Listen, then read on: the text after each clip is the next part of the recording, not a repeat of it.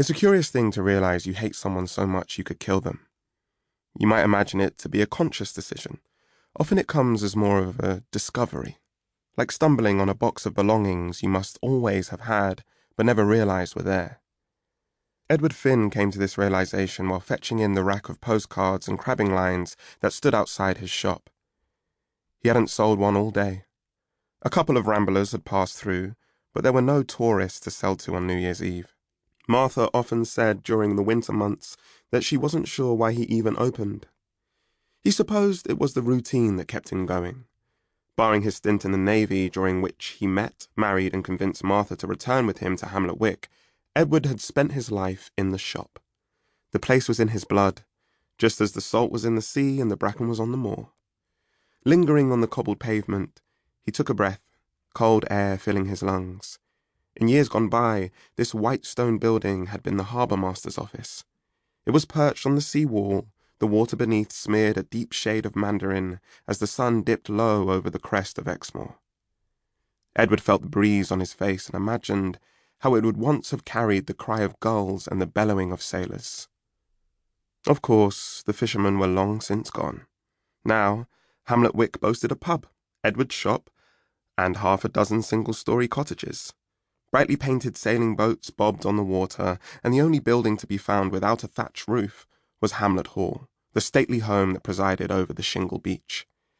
It was a noble old place, run down, admittedly, but a reminder of how the little harbour in Hamlet Wick had once made the adjoining market town of Hamlet one of the most prosperous in all of Devon. Most days the sight of the house caused Edward to swell with pride, but in that moment it seemed only to worsen his mood.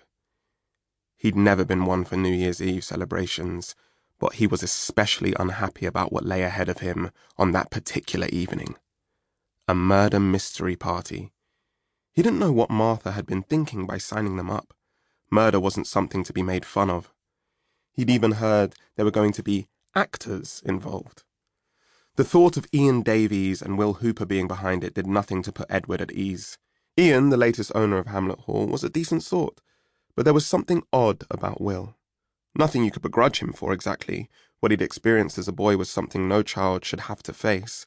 But it seemed to Edward that a party treating murder as a game was made all the more inappropriate by Will's involvement. The light dwindling, Edward turned back to the shop. As he did, his eyes were caught by the stark white of the lighthouse. Set on the crest of a small hill just short of half a mile away, it still cut as imposing a figure as it must have done 200 years earlier.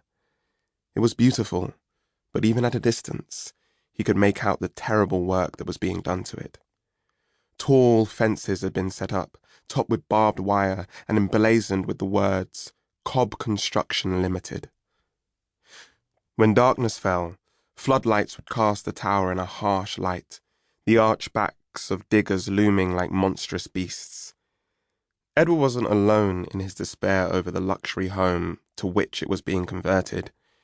Tragedy has a way of lingering, and he could think of little as tragic as what had happened more than 20 years ago in Hamlet Wick. The lighthouse should stand as a reminder of that heartbreak, a place to be respected, not bought and renovated like some old warehouse. He was encouraged to know how many local people seemed to share that view. Last time he checked, the petition that Martha had helped him set up on the internet, protesting the development, had accrued nearly 1,000 signatures, not far off the entire adult population of Hamlet. Just that afternoon, she said an actress with a nearby holiday home had shown support. The woman had put it on social media or something to that effect. And then there was Gwen Holloway, head of the local tourist board. As always, Gwen had been kind.